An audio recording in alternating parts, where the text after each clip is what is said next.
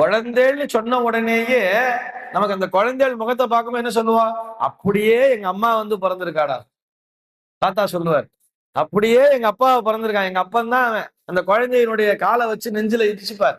எங்க அப்பா, எங்க அம்மா சொல்றா இல்லையா? ஜாடைகள் வர்றது இல்லையா? எப்படி அந்த ஜாடைகள் வருகிறது? அங்கே ஜீன்ஸ், சயின்ஸ் ரீதியா ஜீன்ஸ் சொல்றோம். ஆனா அந்த பாட்டி எப்பயோ செத்து போயிட்டா.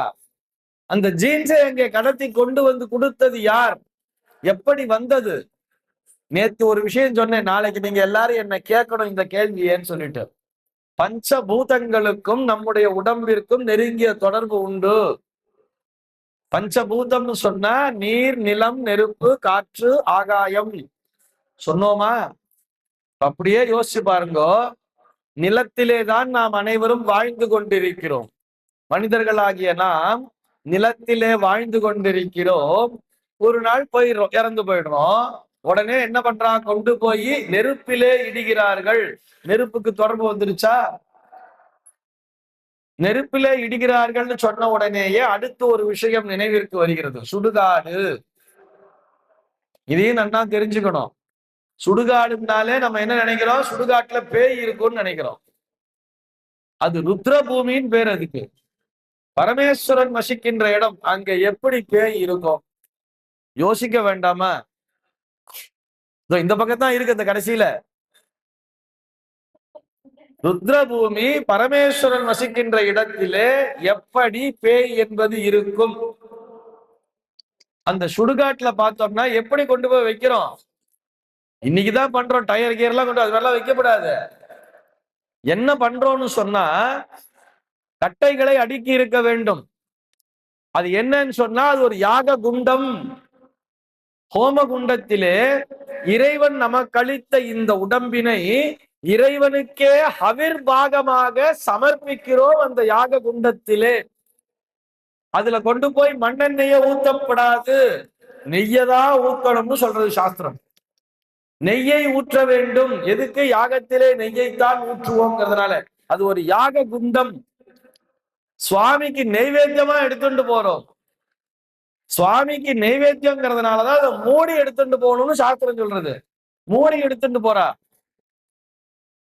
பிராமணாலாம் பார்த்தேன்னா அமைதியா எடுத்துட்டு போவா, ஆர்ப்பாட்டம் இல்லாம சவுண்டே இல்லாம எடுத்துட்டு போவா. மற்றவர்கள்லாம் பார்த்தோட நல்ல மேலதாளத்தோட ஆடி பாடி போவா. ஏன்னு சொன்னா அவர்களெல்லாம் அவர்களுடைய தெய்வத்திற்கு அப்படித்தானே நைவேத்தியத்தை எடுத்துட்டு போவா. ஒரு கரகம் ஜோடிச்சு எடுத்துட்டு போறா, ஒரு சுவாமிக்கு ஒரு விழா எடுத்துட்டு போறான்னா மேலதாளத்தோட போறோம்.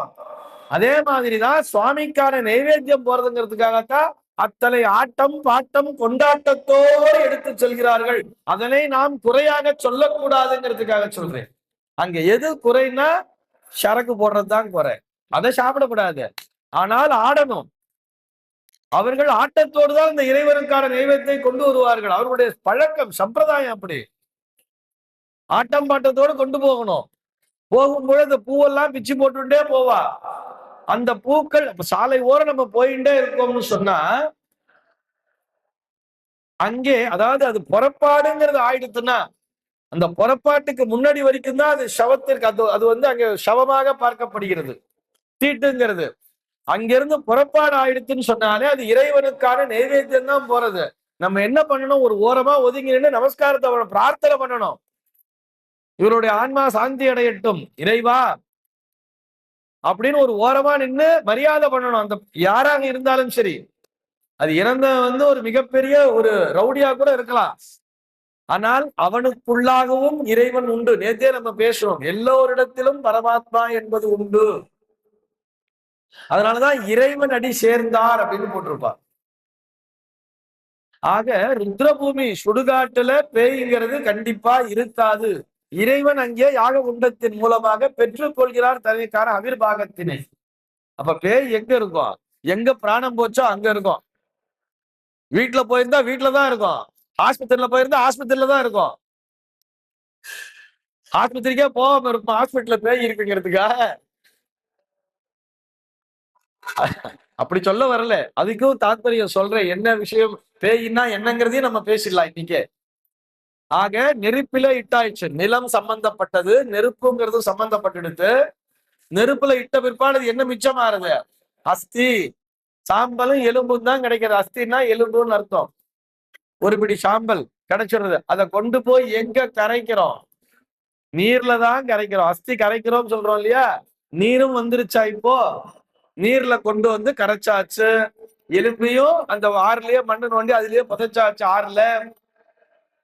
ஆறுலயோ குளத்திலேயோ ஏரியிலயோ இல்ல இங்க பக்கத்துல எல்லாரும் கடலூர் தேவடாம்பட்டினம் போய் கரைச்சிட்டு வருவா எல்லாரும். நீரிலே கரைத்தாகி விட்டது. இப்ப இது என்ன ஆறது? சூரிய வெப்பத்தின் மூலமாக காற்றாக மாறுகிறது, வாயுவாக மாறுகிறது. அந்த நீர்ல இருக்கக்கூடிய அந்த அஸ்தி, அந்த எலும்பு, அந்த சாம்பல் துண்டுகள்லாம் என்ன ஆறது? அப்படியே வாயுவாக, நீர், நிலம், நெருப்பு, காற்று வந்தாச்சு. காற்றாக மாறி காற்றின் வழியாக, வாயுவின் வழியாக நேரா ஆகாயத்துக்கு போயிடுறது. ஆகாயத்துல என்ன ஆறது? ஆகாயம் வந்துருச்சு. இப்ப பஞ்சபூதங்களும் வந்துருச்சு. ஆகாயத்திலே அது மீண்டும் குளிர்விக்கப்பட்டு, அதே வாயுவின் மூலமாகவே குளிர்விக்கப்பட்டு மீண்டும் நீராகவே, மழையாகவே இந்த பூமியிலே வந்து பொழிகிறது. அந்த பூமியில பொழியும் பொழுது அந்த நீர் ஃபுல்லா கலக்கிறது இல்லையா? அந்த குறிப்பிட்ட ஜீன்ஸ் இருக்கிற நீரை அந்த குறிப்பிட்ட பரம்பரையை சேர்ந்த அந்த ஆணோ அல்லது அந்த பெண்ணோ பருகி அவனுடைய உடம்பிலே அந்த ஜீன்ஸ் உள்ள பூந்து அதுதான் அவனுடைய வம்சமாக குழந்தையாக பிறக்கிறது. புரிஞ்சுதா தாத்பரியம்? இப்போ பஞ்சபூதங்களுக்கும் நமக்கும் இருக்கக்கூடிய தொடர்பு அப்படித்தான் பிறக்கிறது குழந்தைகள். எப்படி இல்லைன்னா எப்படி அந்த முகம் அப்படியே வந்து சேரும்? இதையெல்லாம் நான் சொல்லல, புதுசா கண்டுபிடிச்சு சொல்லல, எல்லாம் நம்முடைய ரிஷிகள் கண்டுபிடிச்சு சொல்லியிருக்கா. இதை எல்லாவற்றையும் நம்முடைய மகரிஷிகள் கண்டுபிடிச்சு சொல்லியிருக்கா இந்த மாதிரின்னு சொல்லிட்டு. ராகவேந்திரன் அப்படிங்கிற அண்ணா கேள்வி கேட்டிருக்கார். வீட்டிலே யாரேனும் இறந்து விட்டால் ஒரு வருடம் முழுவதும் கோவிலுக்கு போக வேண்டாம் என்று கூறுகிறார்களே, இதற்கு தங்கள் கருத்தை பதிவு செய்யுமாறு கேட்டுக்கொள்கிறேன் அப்படின்னு சொல்லியிருக்கார் அண்ணா. இதுலயும் நிறைய சந்தேகம் இருக்கும் எல்லாருக்கும். இறந்து போயிடுறா யாரோ ஒருத்தர், பங்காளிகள்லாம் போய் தலை கட்டிக்கணும்னு சொல்றா எல்லாரும்.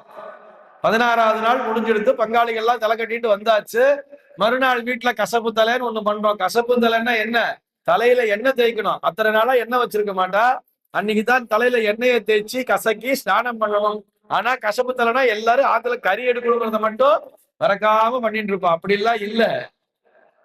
அன்றையிலிருந்து நீங்கள் உங்களுடைய வேலையை பார்க்கலாம்னு சொல்லியிருக்கா. எல்லாரும் அவருடைய வேலையை பார்த்துட்டு இருக்கலாம்.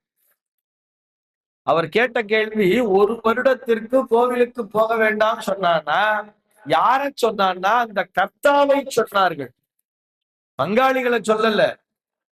இந்த கர்த்தான்னா யாரு? யார் அவருக்குரிய அந்த ஈமச் சடங்குகளை செய்தார்களோ அவரை சொன்னார்கள். ஏன் தெரியுமா? ஏன்னு சொன்னா நம்ம என்னதான் நம்ம இங்க கர்மாங்கிறத பண்ணி முடிச்சுட்டோம், காரியங்கிறத பண்ணிட்டோம். சபிண்டீகரணம்னு சொல்லுவா. அதாவது மாவு கரைக்கிறதுலாம் சொல்லுவா. மாவு ஒன்னா சேர்த்தா காரியத்துல போய் பாக்குறவாளுக்கு தெரியும். முன்னோர்களோட சேர்த்தேன்னு சொல்லி கொண்டு போய் சேர்த்திருப்பா எல்லாத்தையும். ஆனால் அவர்கள் அன்றே சென்று சேர்ந்து விடுவது இல்லை.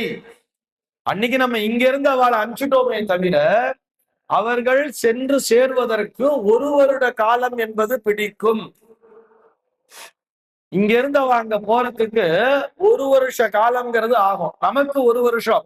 ஆனா அவளை பொறுத்த வரைக்கும் ஒரு நாள் தான் அது டிராவலிங்கிறது. இது என்ன சுவாமி ஒரு வருஷம் ஆகுன்னு சொல்றேன்? ப்ரூஃப் இருக்கு.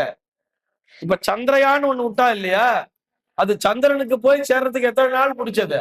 மங்கள்யான் ஒண்ணு விட்டா, மங்கள்யான் 1.5 வருஷம் கழிச்சு போச்சு.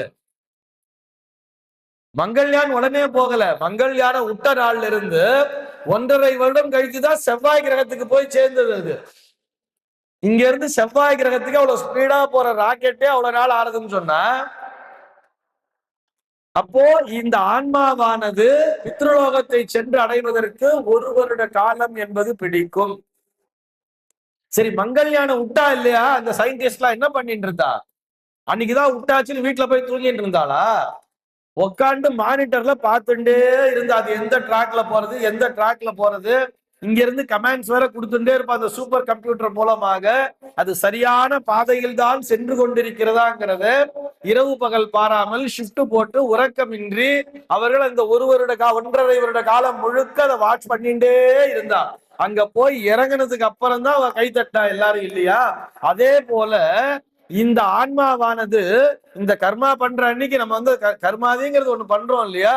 அன்றைக்கு நாம் சேர்த்திருந்தாலும் கூட அன்றைக்கு நாம் அந்த ராக்கெட்டை விட்டாச்சு. ஆனா அது அங்க போய் சென்று சேருவதற்கு 1 வருட காலம் பிடிக்கிறது. அந்த 1 வருஷ காலம் ஃபுல்லா அதை விட்ட ராக்கெட்டை விட்ட அந்த சயின்டிஸ்ட் எப்படி கண்காணிச்சுட்டே இருக்காரோ அதே போல இந்த கர்த்தாவானவர் அந்த பித்திருக்களினுடைய நினைவாக அவர்களுக்காக தினந்தோறும் சார்த்தம் பண்ணணும்னு சாஸ்திரம் சொல்றது. நித்திய சார்த்தம் பண்ணணும். 365 நாட்களுமே அவர்களுக்கு சார்த்தத்தை செய்ய வேண்டும். அது நித்திய சார்த்தம் நீங்க பிராக்டிக்கலா முடியாது. அதனால என்ன பண்ணணும்? அவர்களுடைய நினைவாக விளக்கேற்றி வச்சு ஒரு சொம்புல ஜலத்தை வச்சு ஒரு பிரார்த்தனையை பண்ணிக்கணும். காக்காய்க்கு கொண்டு போய் சாதத்தை வைக்கணும். வச்ச உடனேயே இந்த எனர்ஜி அங்க போய் சேர்ந்துடுறது அவளுக்கு. பிராமணாத்தெல்லாம் பார்த்தா மாசிகம் அப்படிங்கிறத பண்ணுவா. மாசம் மாசிகம் சோதகம்போன்னு பண்ணிட்டு இருப்பா. இது போக 27வது நாள் ஒரு ஊனமாசிகம், 45வது நாள் ஒரு ஊனமாசிகம், 6வது மாசம் ஒரு ஊனமாசிகங்கிறத பண்ணி இருப்பா. இது அத்தனையும் சேர்த்து நான் பிராமின்ஸ் எல்லாம் பார்த்தோம்னா காரியம் பண்றன்னைக்கே பண்ணிடுவா. அத்தனை இலைகளை போட்டிருப்பா வரிசையா.